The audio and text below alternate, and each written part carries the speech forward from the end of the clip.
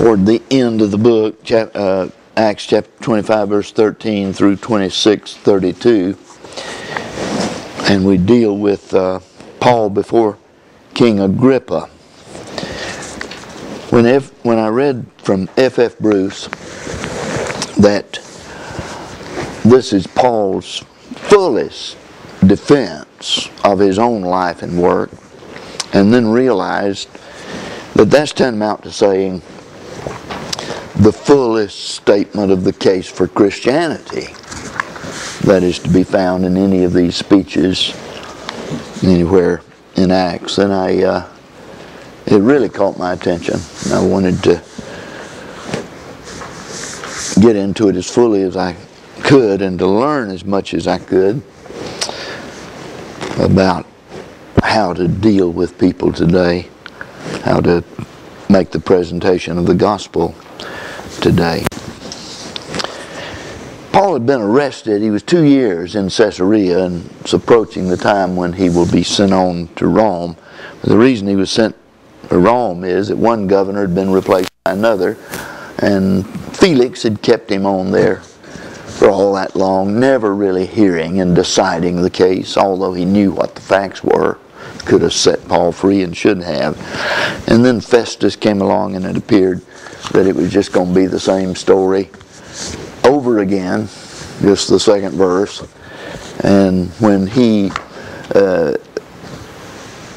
wanted a hearing before the Jews of this case, and they wanted Paul to be brought to Jerusalem for the hearing, and Paul knew what was going to happen. They had already had that 40 men that were trying to put him to death when he was brought to Caesarea. There was a reason for bringing him to Caesarea in the first place. And now he knew what was going to be involved in going to Jerusalem, so that's when he appeals to Caesar. He recognized he's not going to get any justice in Palestine, and so he makes his appeal to Caesar. Well, the occasion for this speech we see in the section beginning chapter 25 verse 13 is the visit of King Agrippa and his sister Bernice. Now, I think most of the scholars think that they were living together in an incestuous relationship, and that's based on Josephus, who said that it was rumored about that they were living, I think he says, in criminal conversation. That's the basis of that. So here is this purple-robed king and his sister, probably living in incest. And the governor has fairly recently arrived, so this is a courtesy call. Verse 13 says, "Now when certain days were past, Agrippa the king and Bernice arrived at Caesarea and saluted Festus." So Festus puts before them the problem of Paul's case, and he himself wants to pretend to be this incorruptible Roman. I don't know why I said church, I meant judge there. So really the question whether Festus is really the incorruptible Roman judge as he pretends to be, but this is the way he presented the case. And as they tarried there many days, Festus laid Paul's case before the king, saying, "There's a certain man left a prisoner by Felix, against whom when I was at Jerusalem, the chief priest was in asking sentence against him. I answered that it is not the custom of the Romans to give up any man before that the accused have the accusers face to face and have had opportunity to make his defense concerning the matter laid against him." So, verse 17, "Therefore they were come together here. I made no delay, but on the next day sat on the judgment seat and commanded the man to be brought." So then,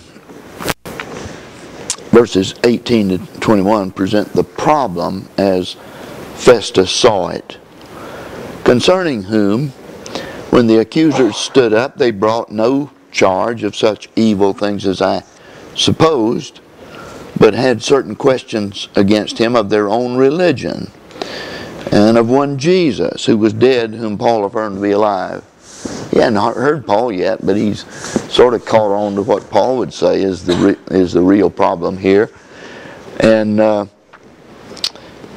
he admits they had no criminal charges against him. It was matters of their own religion. Well, in Corinth, Gallio had just thrown the case out of court when the Jews brought this kind of stuff before him. That's what Festus should have done too. Not something for a Roman judge to listen to and decide questions of Jewish religion. No evil thing was charged against him, such as I supposed. So he should have thrown the case out, but he's catering to the Jews. And when they want Paul to be brought to Jerusalem for the hearing, he's sort of leaning in that way to not cause any trouble, and especially here with his first days as the governor. So here he's this is incorruptible judge, but he's in trouble now for his own fault.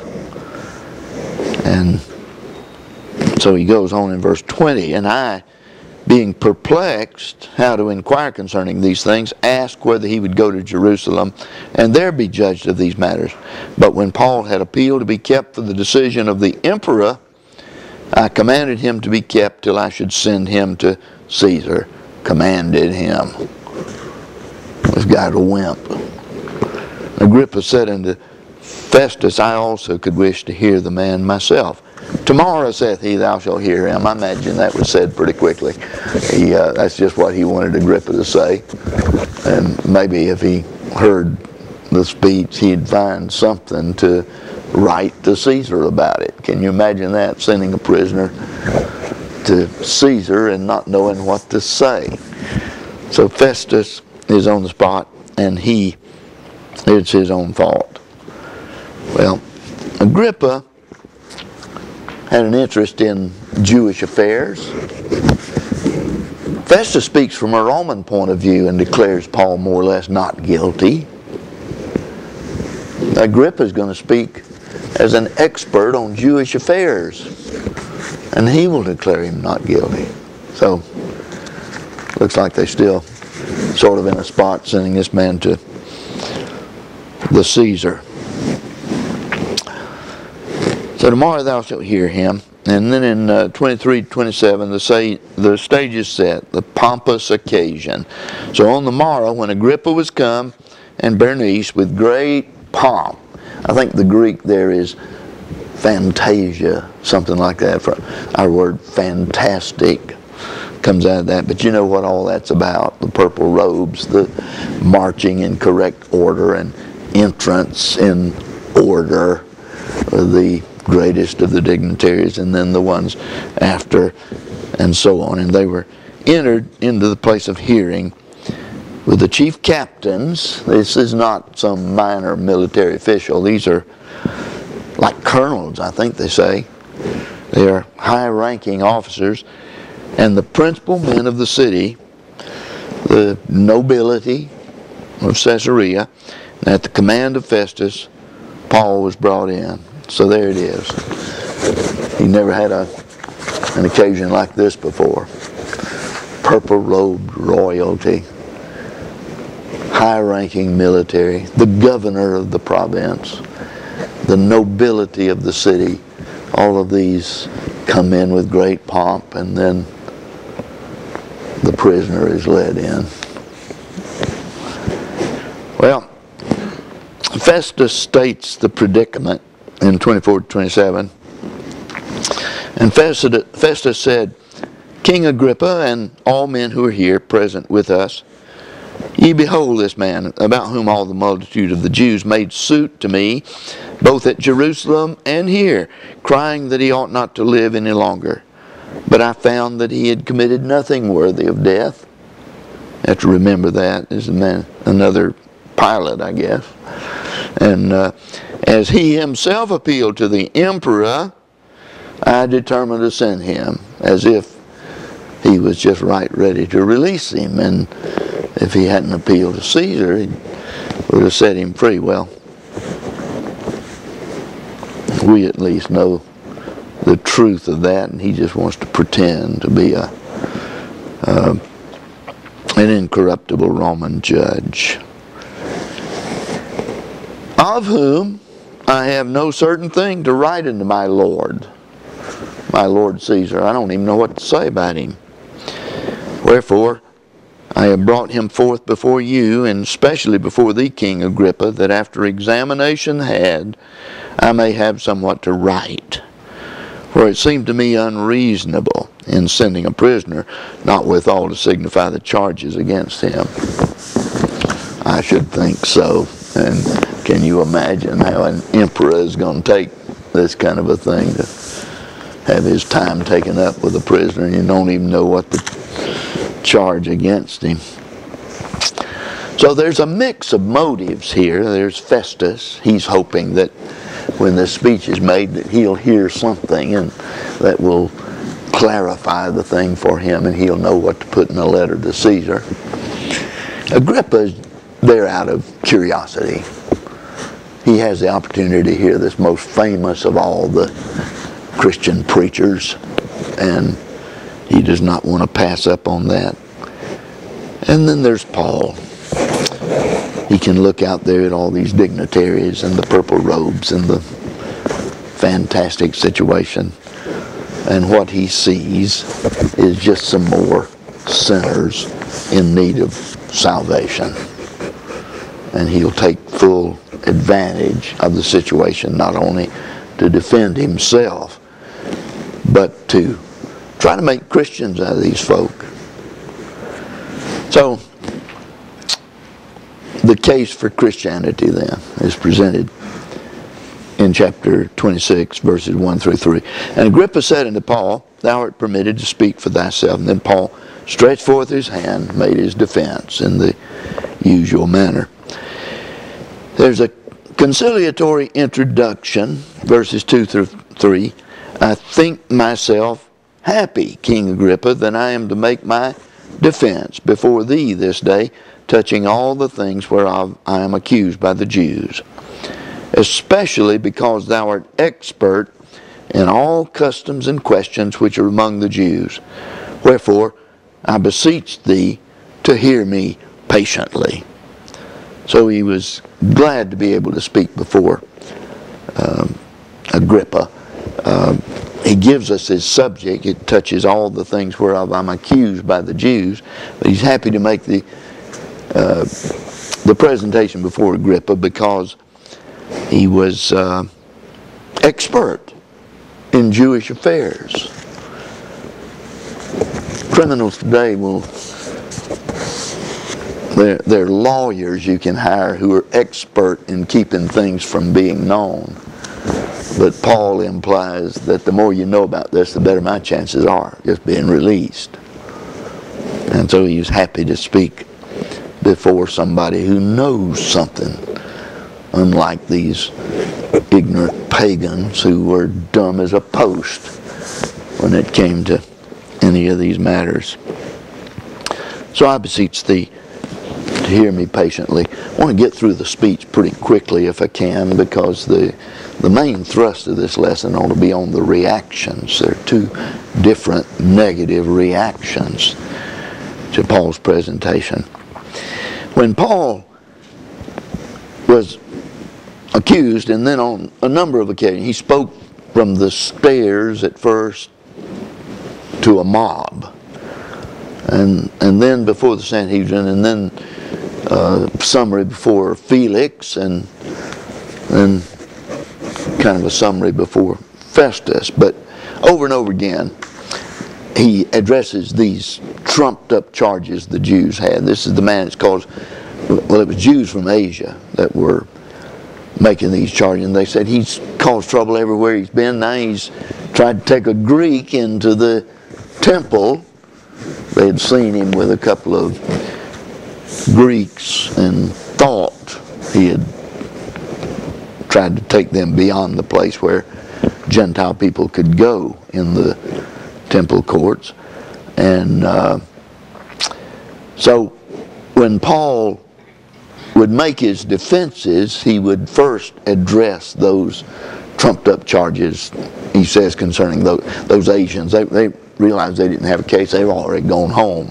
He said they ought to be here if they got anything against me. I think that was one of the early defenses, maybe before Felix anyway. The witnesses ought to be here, or they're not. So he deals with those things and then says that's not what the Jews really have against me. And over and over again, he will insist that it was because of his advocacy of Jesus as the Messiah on the ground of his resurrection from the dead.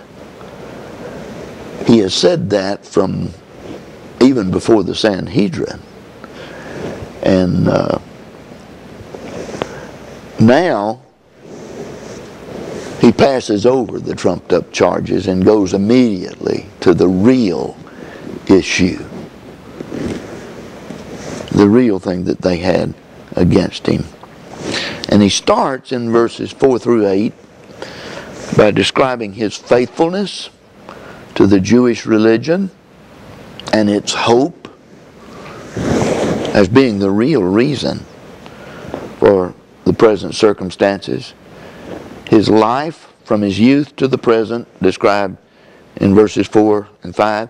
My manner of life then from my youth up, which was from the beginning among mine own nation and at Jerusalem, know all the Jews, having knowledge of me from the first, that if they be willing to testify that after the straightest sect, not straight, I-G-H-T, but S-T-R-A-I-T, strict, in effect, strictest sect of our religion, I lived a Pharisee.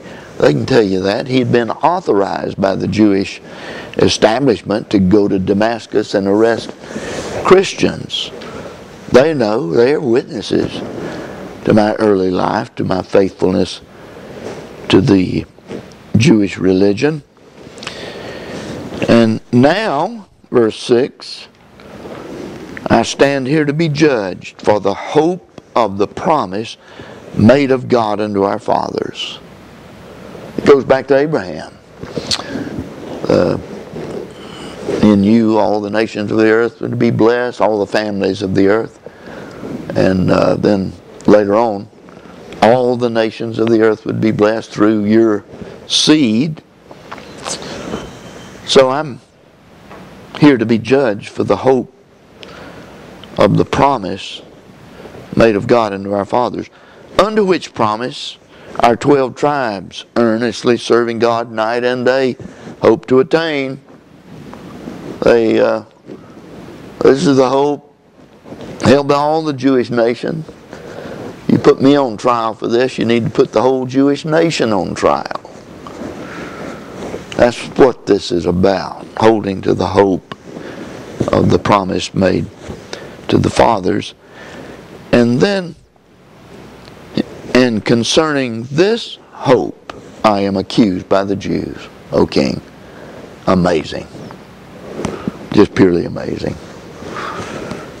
Accused by the Jews for holding to the hope of their fathers. And then he makes a leap in verse 8. Why is it judged incredible with you if God doth raise the dead?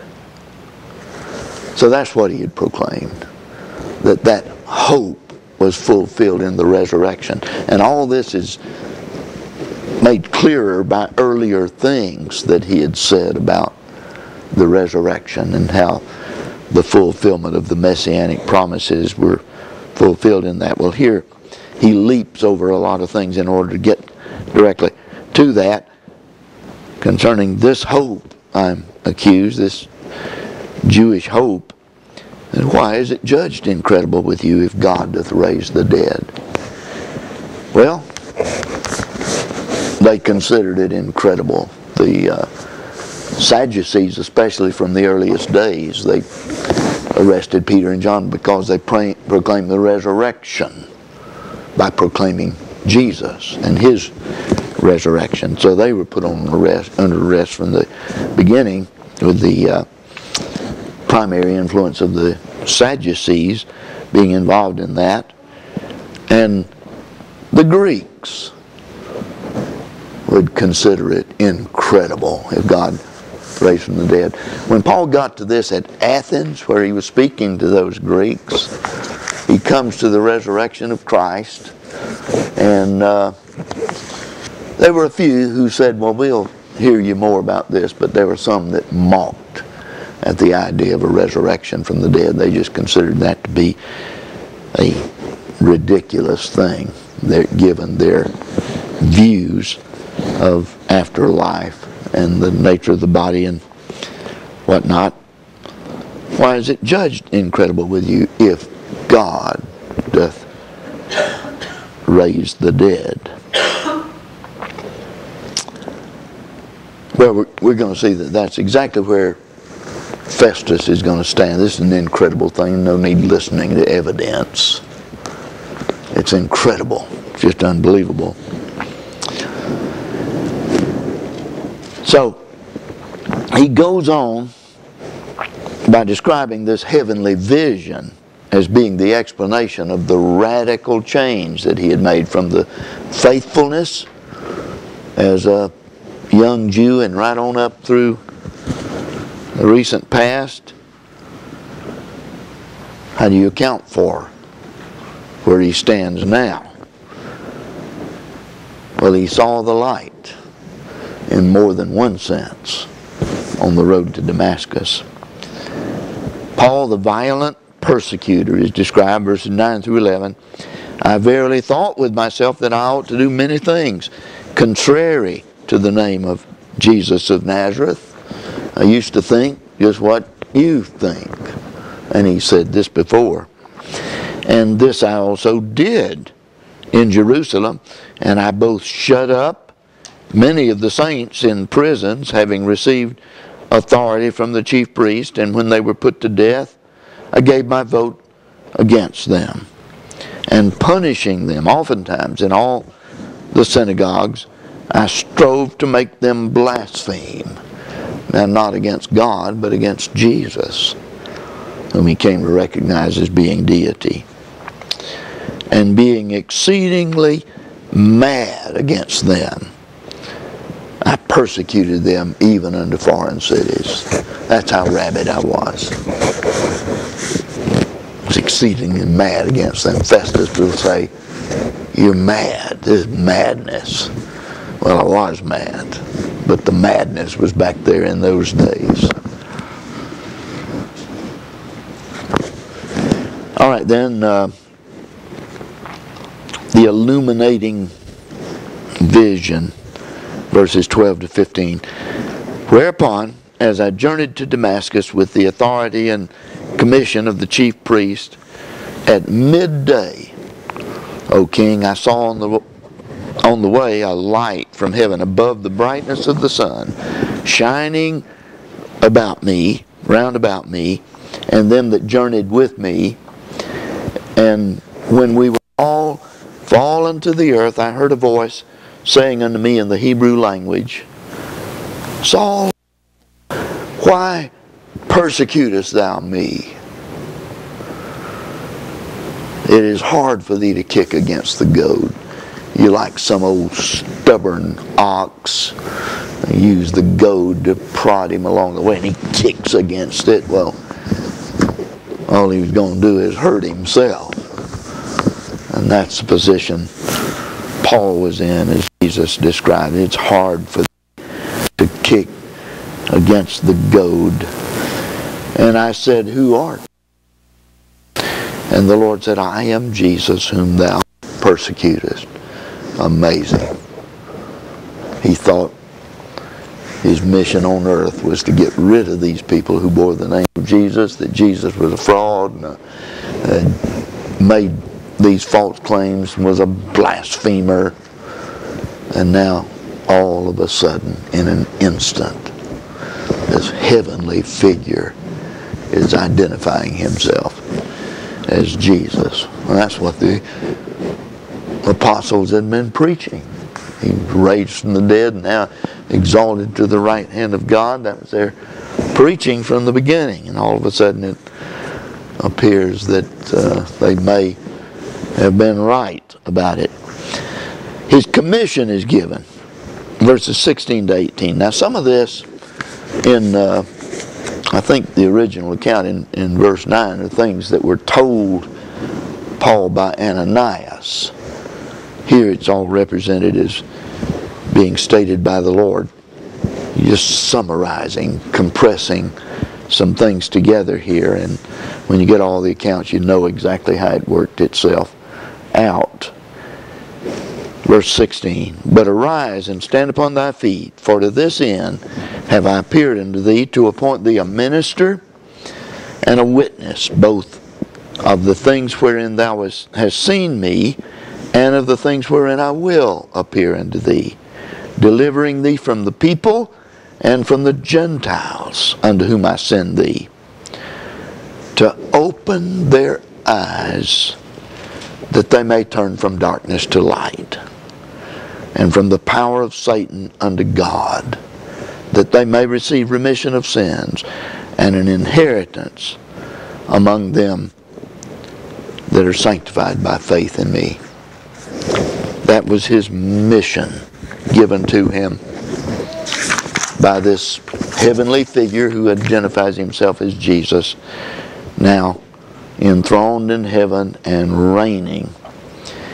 Well, in 19 to 23, he'll point out that his obedience to this charge, his present testimony, is the real reason for the Jewish opposition against him.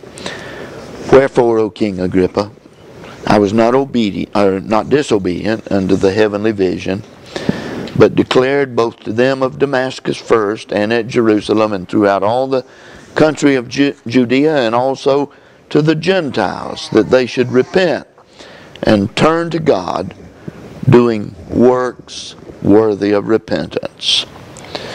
For this cause the Jews seized me in the temple and essayed or tried to kill me. There's this testimony I was given. There's a real reason that they were after me back there, as in chapter 21, and tried to kill me.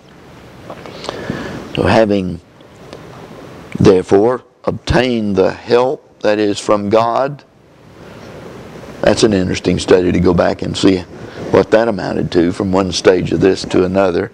Having obtained the help that is from God, I stand unto this day, testifying both to small and great, saying nothing but what the prophets and Moses did say should come to pass. How that the Christ, not Jesus, but the Christ, the Messiah, must suffer, and how that he first, by the resurrection of the dead, should proclaim light both to the people and to the Gentiles. There's some language very like this in Isaiah about the light to the Gentiles. But I have been saying nothing but what you'll find in the Old Testament scriptures, in Moses and in the prophets. You're going to put them on trial. You're going to make criminal charges against Moses, against the prophets. Well, Festus has had all he can take at that point.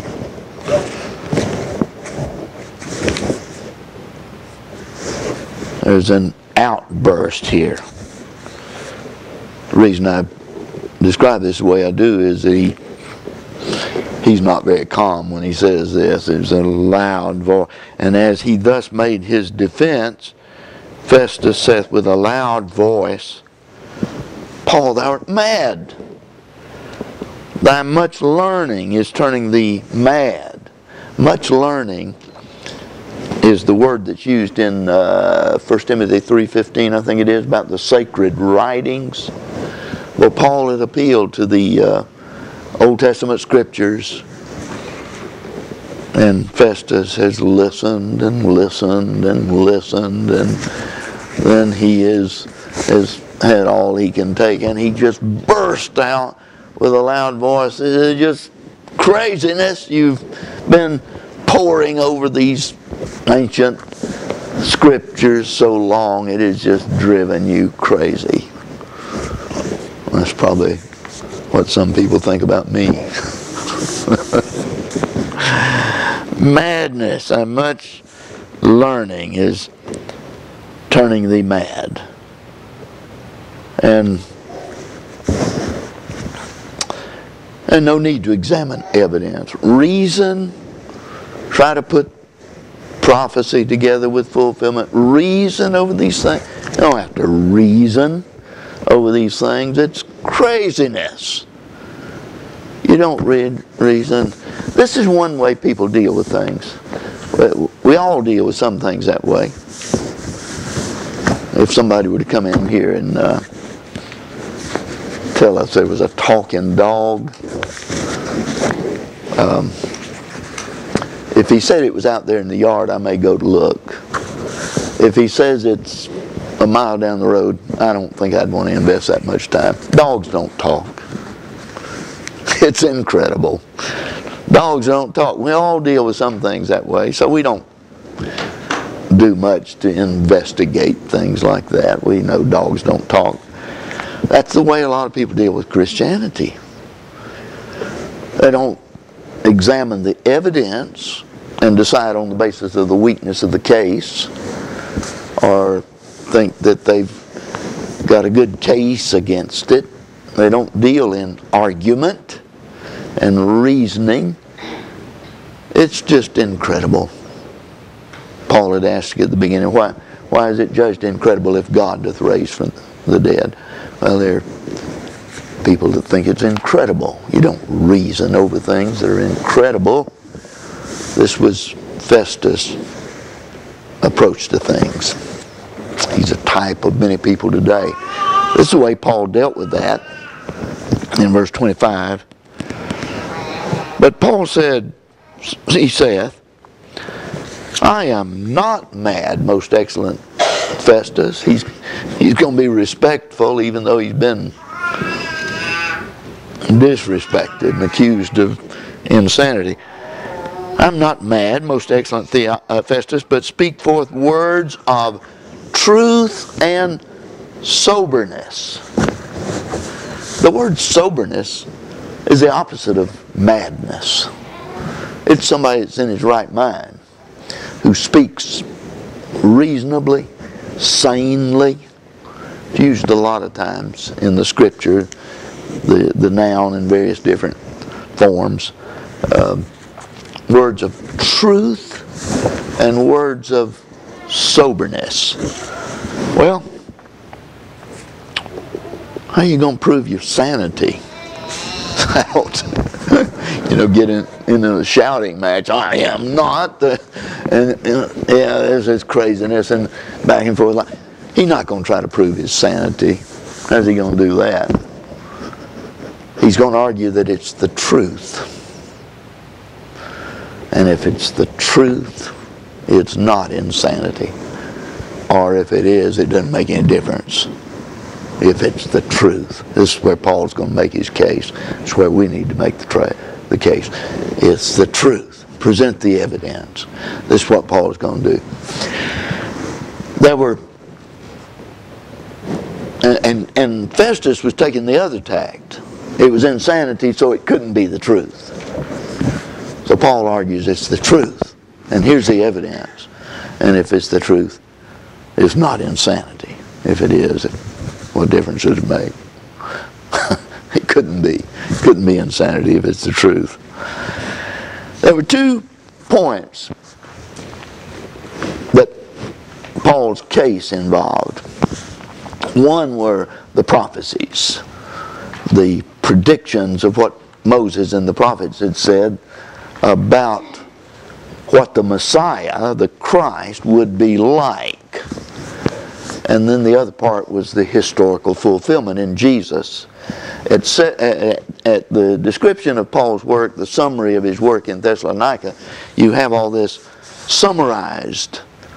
He went into the synagogue and he proclaimed to the Jews what the Old Testament Scriptures had said about the Messiah, and then added, and that this Jesus whom I proclaim unto you is He. And so the historical fulfillment, this is the way Paul made the case before Jews, and finally amounts to about the same thing. He was coming to this when he came to Athens, where he was dealing with the Greek philosophers, and he preached the same thing about God you find in the Old Testament, but he doesn't say, we know this is so because this is what the Old Testament Scriptures say. He was just reasoning it out, and then finally comes to the resurrection and apparently is interrupted by some who think it's craziness and start to mock him. But the case was finally going to be the same, no matter what the audience was. So he had to make 2 points, starting with the Old Testament prophecies and then the historical fulfillment in Jesus. And his witness is the king. This is coming really close to home for Agrippa. For the king knoweth of these things unto whom also I speak freely. For I am persuaded that none of these things is hidden from him. For this has not been done in a corner. It's a lot like these things that people describe today. They tell you about resurrections, and it happened off somewhere in darkest Africa where nobody can investigate it. This thing's not been done in a corner. It's on the public stage. Agrippa's family had been ruling in this country forever, going back to Herod the Great, who was there when Jesus was born. The king knows about this. This is Paul's persuasion about this. And so the other question that Paul had to deal with was the prophecies. And so what about this other element? King Agrippa, believest thou the prophets? Now fulfilled in Jesus. You know the historical fulfillment about Jesus. Do you believe the prophets? And then he said, I know that thou believest. This is Paul's persuasion about Agrippa. He's not a dumb as a post on these matters like Festus, coming at this with a pagan philosophy that considered it all just insanity. Paul saw Agrippa as expert in Jewish affairs, all the questions that are discussed among them, and he knows about this. Do you believe the prophets? Well, Agrippa was not almost persuaded. He saw where this was headed. He knew that the next question was going to be, well then what are you going to do with Jesus of Nazareth? He saw where this was headed, and this answer that he gives is heading Paul off at the pass. Just brushing him off. That's all this is. Do you believe the prophet? I know that thou believest. And Agrippa said unto Paul, with but little persuasion thou wouldst fain make me a Christian. The King James has almost persuaded. I'm convinced that can't be right. He was not almost persuaded. This purple-robed king, this proud man, he's going to join up with this sect that is everywhere spoken against. Fat chance. The most literal way to translate this is in little you would fain make me a Christian. In little you are persuading me to make a Christian. Not a lot, but a little. It's a brush off. Don't know exactly what he's saying. Well, Paul, you're persuading me a little bit. even me, king that I am. Persuading me a little bit. Not a lot, but a little bit. Maybe there's sarcasm. Don't know the tone of voice and all this, but we know it. It's a brush off. In little, and the word means in little measure, or small degree, or slightly. And I've got a list of places in, mostly in Acts, where this same word was used. There was no small stir, no little time, no small dissensions, not a few, no little business, talking about the craftsmen that were making the miniature temples in Ephesus. This trade brought in no little business. And on the ship, verse 27-20, there was no small tempest. And 1 Timothy 4:8, bodily exercise is profitable for little. In little, you would fain make me a Christian. And in verse 29, the contrast is in with much. Paul uses the same word in verse 29 when he answers him. And Paul said, I would to God that whether in little or in much, in little is put in contrast with in much, or could be, as the margin has it, both in little and in much, which is to say in all respects. That's the way the margin explains that. Not thou only, but also all that hear me this day might become such as I am. Well, except these bonds. Wouldn't wish that on anybody. But that's exactly what he's not ashamed that a king could see what he was up to, what he was trying to do. And so, you almost make a Christian out of me, Paul. Well, Agrippa may have been pretty light, and he was. But Paul had never been more in earnest. And that's exactly what he wanted to do. Make not only this king, but everybody here, all the dignitaries, the governor, the military officials, the nobility of Caesarea, like to make them all Christians, such as I am, except for these bonds. He's using that in a literal sense, of course. There's a sermon to be preached here, I think, where it's a little bit of an allegorizing, which I don't do much of, but seems to me you can teach a good lesson explaining the stand we try to make, Christianity without bonds. We are of Christ. I want you to just be a Christian, just such as Paul was, a Christian without the bonds. There are some people that are trying to claim to be Christians, and they're bonds that limit the extent to which they will follow Christ. Human desire is a bond that limits people, including us sometimes, being all that we ought to be. Denominational systems, human philosophies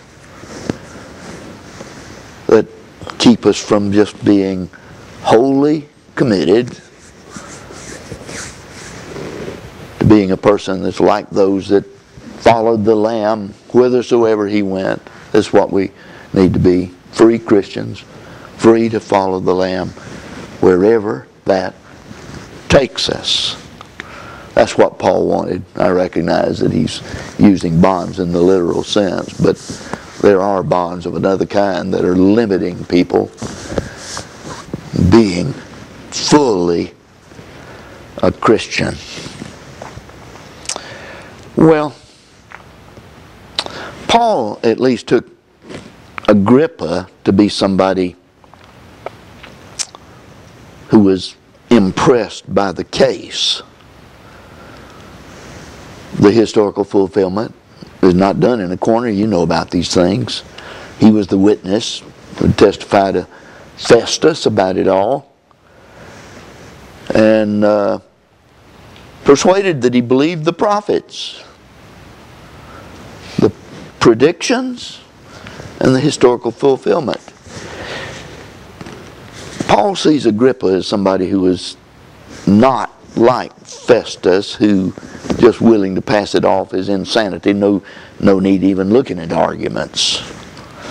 He saw Agrippa as somebody who was impressed by the arguments, impressed by the case.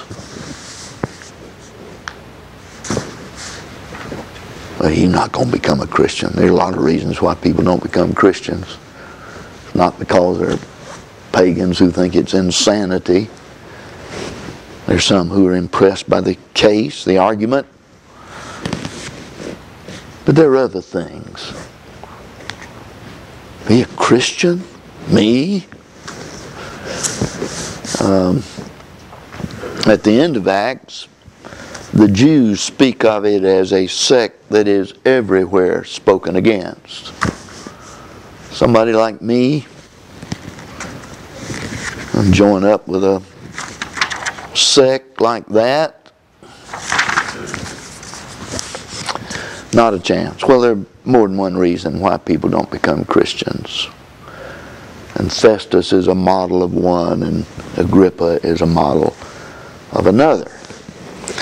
But look then at in the aftermath of this case, the reactions in verses 30 to 32. And the king rose up, and the governor, and Bernice, and they that sat with them.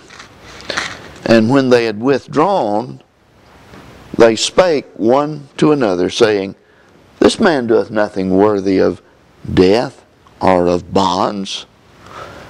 And Agrippa said unto Festus, This man might have been set at liberty, if he had not appealed unto Caesar.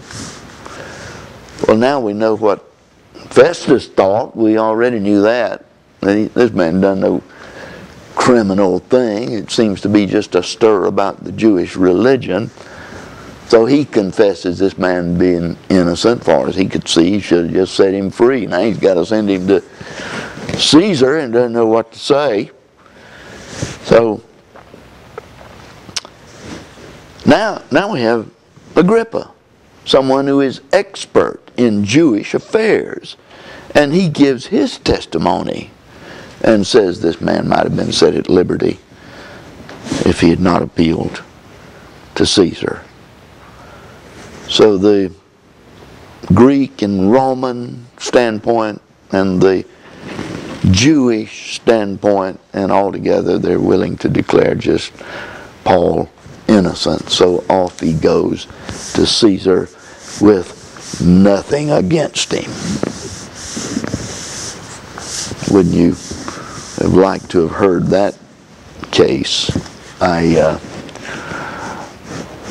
In my early study guides, at least, one of the things I wanted people to do is review by imagining what Paul's case before Nero might have been. And you could go back and read these other speeches and sort of make it out pretty well. Be an interesting project for you to think about sometime. But the ending of all this is disappointing, and it's tragic. And this audience is just interested in it from a judicial standpoint, a legal standpoint. He's done nothing worthy of death or bonds. Might have been set at liberty if he had not appealed to Caesar. They're not interested in it, except from that standpoint, the judicial, the legal. But they were unconcerned about the most important issue. Why is nobody here raising the question after this powerful sermon, powerful presentation of the case, whether it might be true? And what about Christianity? And what about the claim that Jesus is the Messiah? And what about salvation? Well, they couldn't be concerned with stuff like that. Not these high and mighty folks. And so Festus dismissed the evidence without consideration due to his presuppositions. Agrippa felt the weight of the evidence, but refused to bend his will. It's a question of will. Bending your will to conform to the evidence. Well, we know what Festus did. We know what Agrippa did. You have to end this with a question that's the most important to us. What will we do with Jesus? What will we do if we present this case to an audience of people that are not Christians yet? And put them on the spot at the end. What are you going to do with Jesus of Nazareth? So, we're on the hour.